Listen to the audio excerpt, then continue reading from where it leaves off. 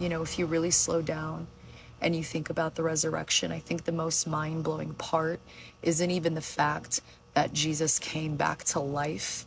It's what his path to resurrection reveals about who God is.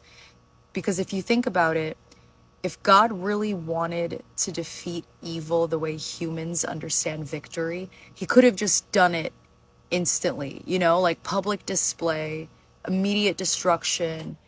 He could have overthrown the system. That's just how power works. In literally every era that we've ever studied in school, the stronger side has just always historically crushed the weaker one, like the one with authority dominates. That's how empires win. But that's not what happened. Jesus didn't do any of that. He didn't conquer while he was somewhere safe. He didn't let, an army do it for him. He didn't overpower while sitting on a throne. He chose to become the most vulnerable. Like, he entered humanity and then he allowed himself to be misunderstood and betrayed and humiliated and tortured. And not even just like killed, crucified. Crucifixion wasn't just execution. That was Rome's way of saying that you are nothing and you have no power and no dignity.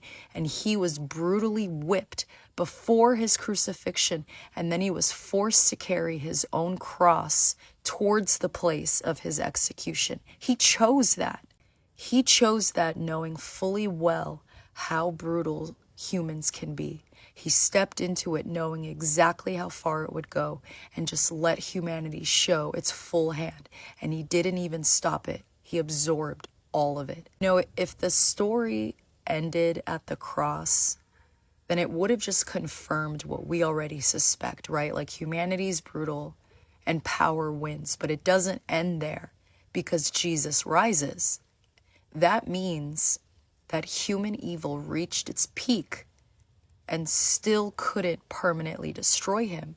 And when Jesus rises, it actually forces you to rethink what power actually is. Because power, as far as we understand it, it dominates. It intimidates. It's something that crushes opposition before it can rise. But Jesus, he didn't operate like that. He allowed cruelty to run its full course, absorbing every single thing, and then he stands up again.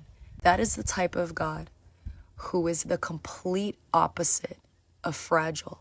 He is so steady that he goes through complete suffering without even becoming cruel in response. Every empire in history changes when it gains power, and Jesus had that exact power, but instead he used it to surrender.